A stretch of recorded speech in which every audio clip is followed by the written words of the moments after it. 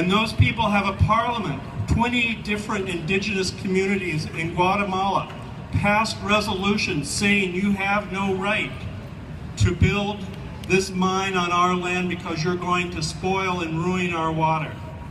And they have been ignored. And then we learned that Caterpillar is helping fracking in the Bakken Formation. They sell portable generators and pumps to the companies that are using the hydraulic pressure to get shale oil out of the Bakken Formation. That's the oil, the volatile oil that's coming through our community that poses such a great danger to our environment and even our lives because it's so dangerous. And then we learned that Caterpillar is helping build the Dakota Access Pipeline. So many groups. We are a coalition of faith, social justice, peace groups, have gone to Caterpillar since 2004, calling their attention to their involvement in human rights violations and the violations of indigenous rights. And they ignore us.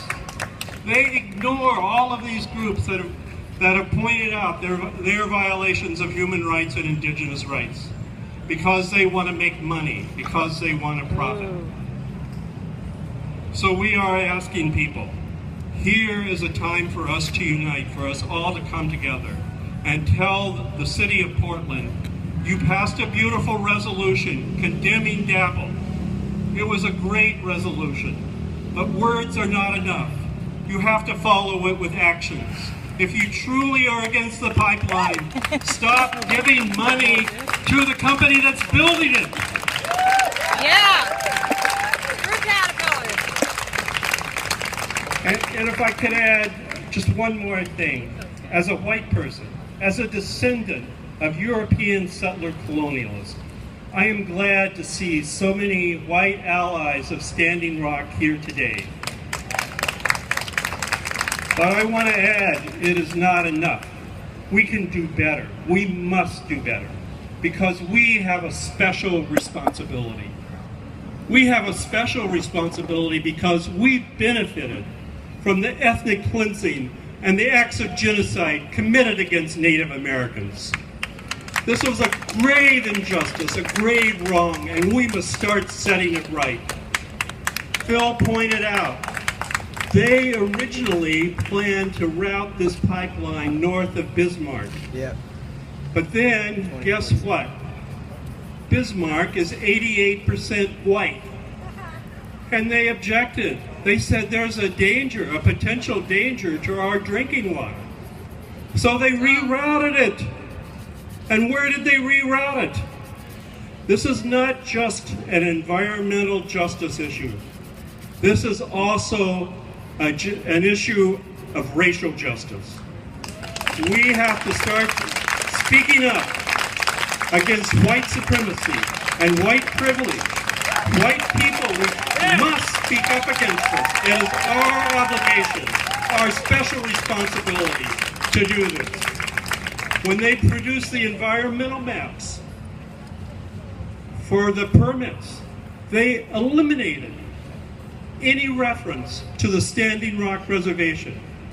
What is that? They tried to disappear a whole people? Well, it can't be done. And we have to stand up and say this cannot be done. And definitely not in our name. Thank you. Thank you so much, Ron. I really appreciate it. One of the things that I think that Ron brought to our attention and that I think I've spoken on a couple of times, and I'm going to keep hammering away at this, is that, it doesn't just relate to us because, all lives matter. It doesn't just relate to us because we all depend on drinking water and we're all downstream.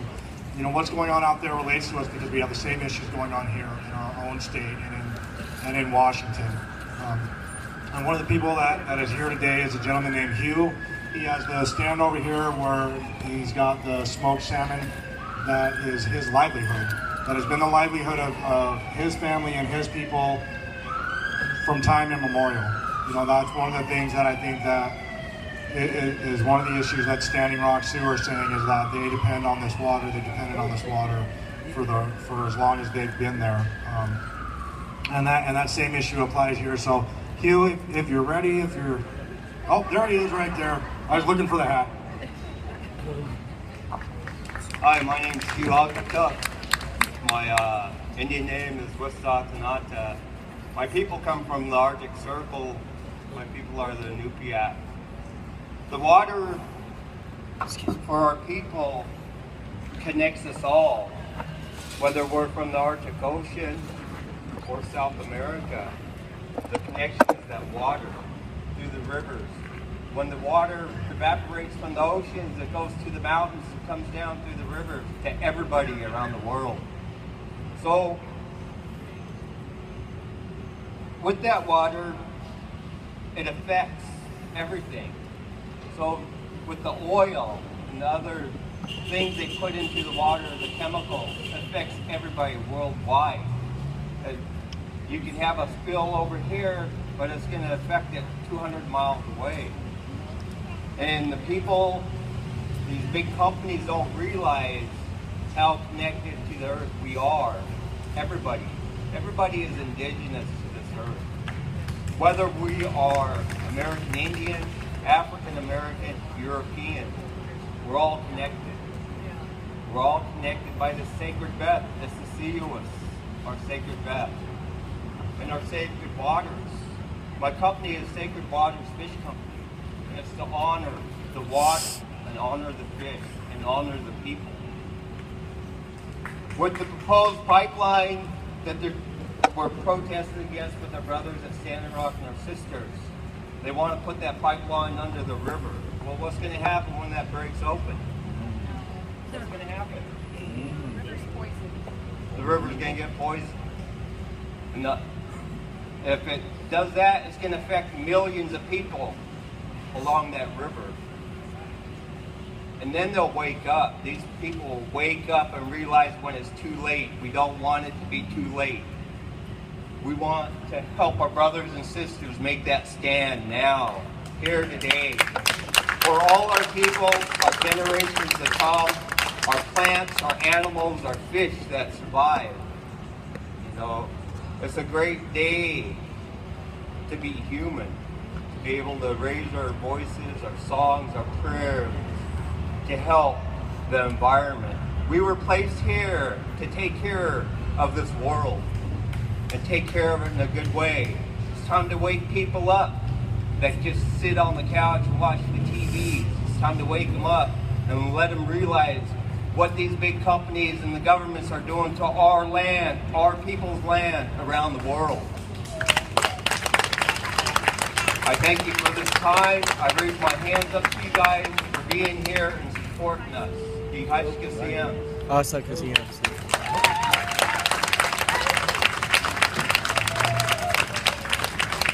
Well, looks like Phil's over there talking with the news.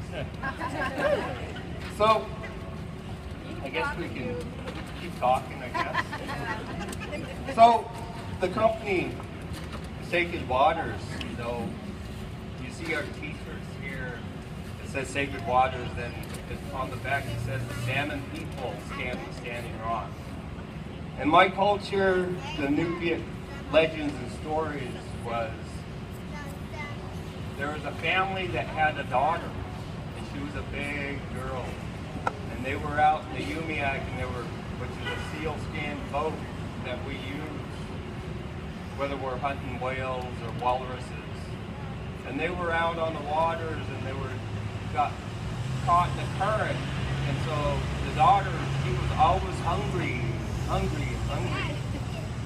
And the parents were afraid that she would eat them. So they prayed and talked with the Creator. And the daughter didn't want to get in the water, because Creator put to the couple that if you put her in the water, then I'll take care of you. So they made that decision. They threw her out of the Umiak into the water. And so the daughter was so hungry, she was trying to eat the Umiak and trying to eat her parents. And so they had to cut her fingers off. grabbing the Umiak. Well, when those fingers went into the water, they became the seals, they became the whales, they became the fish, they became the salmon. And so she went down into the ocean to the bottom, and she became a spirit, Sedona. And the Creator told our people to always remember why you have the food you have today. Remember when you were starving, and the Creator created the animals for us, not only to eat, but to clothe ourselves, but also to pray to as spirit helpers. So that's the story for my people. Thank you.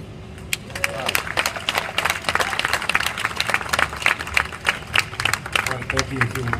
I think next we have the Aztec danza dancers are here. And they do prayer through song, drumming, and dance.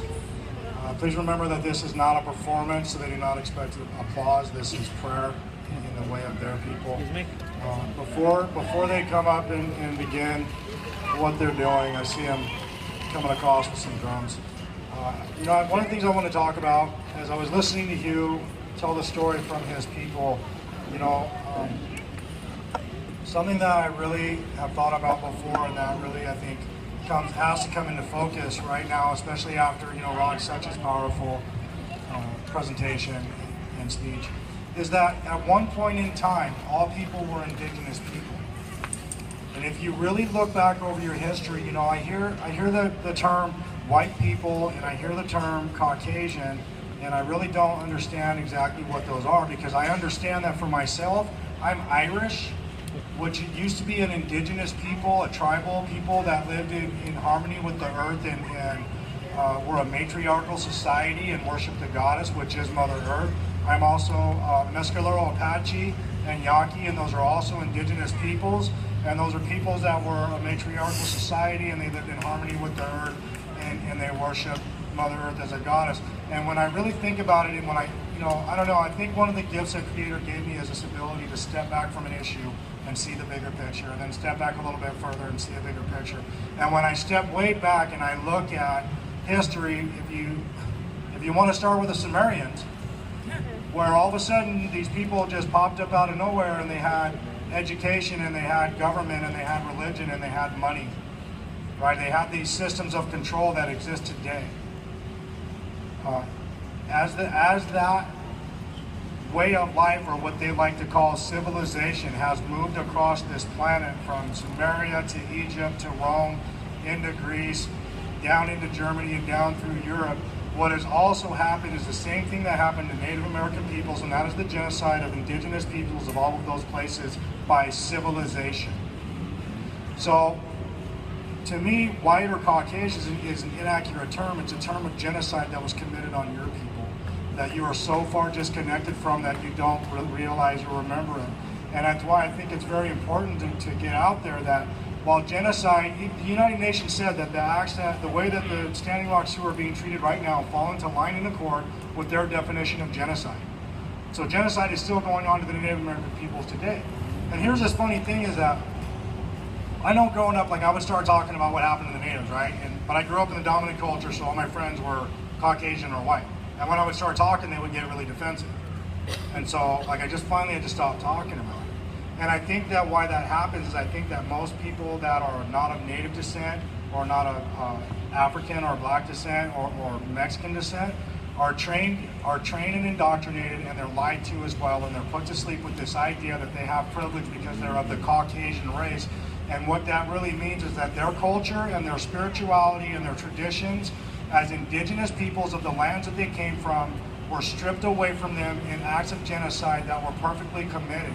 And so what I'm here to say is that it's not just natives, and it's not just blacks, and it's not just Mexicans or the LBGT or any of those peoples that are being abused and having their rights violated. It's yours too. It's yours too. It happened to you too, and it's time that we as a people wake up and see that we're all indigenous people. We all come from indigenous peoples at one point or another. And really when we're truly happy and we're truly living the way that we should is when we come back into connection with Mother Earth. And I think that that's why so many people are attracted to Native American spirituality, is because for us, even though we were reduced to 500,000 people from 10 million people in the space of about 50 to 100 years, we have been able to hold on to our spirituality. Our stories have been carried forward, our songs have been carried forward, and that connectedness to the land has been carried forward. And you know what, that connectedness though, and those stories and those songs and those dances and those prayers, that's what has brought our people to the place that we are now, but they're not just for us, they're for everybody, and we're taught that. That's what a also means, all my relations. That's why there are 4 colors in our medicine wheel. Those are the 4 colors of the people of this planet. And our teachings and our songs and our spirituality and our connectedness with Earth is not just to keep our people, to help us, the 1%, survive to where we are today, but it's also to heal our people and to keep our people connected to Mother Earth. And it's also to share with all peoples, to help them heal too, to help them wake up and re-find your connectedness with Mother Earth, re-find your connectedness with nature, and learn to live in harmony. Re-find your connectedness through your spirituality, whatever that is. Whatever that is. I just got done reading a book by a man named Black Elk, and he was one of our most powerful spiritual leaders of the Native American people. He was a Sioux man, and a lot of what he experienced, the visions that he had and what he writes about, happened exactly where what's going on is happening now. You know, and one of the things, the book is Black Elk Speaks. If anybody's interested, pick it up and read it. It'll probably teach you some things. And then there's another one behind that says Black Elk Speaks, Medicine and Power, and it kind of goes into more description of his spirituality and the traditions he did and teachings that are in there. But in the prologue, what it talks about is that there were men that were white men that were in the clergy. They were priests and they were pastors, and they belonged to the Christian church or they belonged to the Catholic Church. And they went and they sat with Black Elk and they learned from him, and they went into ceremonies. And what they found was that their own experience, their own relationship with the God of their understanding was enriched, was broadened, and was deepened after having experienced Native American culture and spirituality. And to me, what that means is that I can, as a Native American man who goes to Sweat Lodge and who prays to the 6 directions, the 7 directions, and believes and walks the way that I do, I can also respect the man that goes to church on Sunday and prays to Jesus Christ and to God. And I can respect the person that is a Buddhist and the person that meditates and works on their chakra.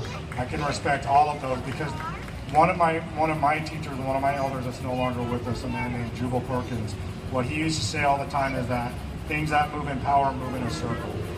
And there are many spokes to a wheel, but they all lead to the center. You know, diversity is our strength.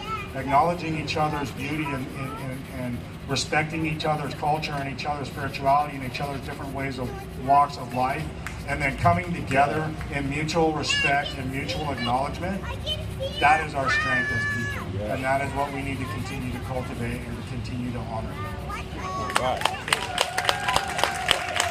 And I believe we're ready for the Aztec dancers, so they're going to get set up.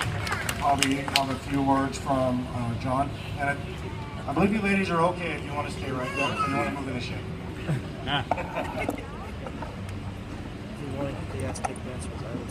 So just a few moments, please. I hope they're going to stay.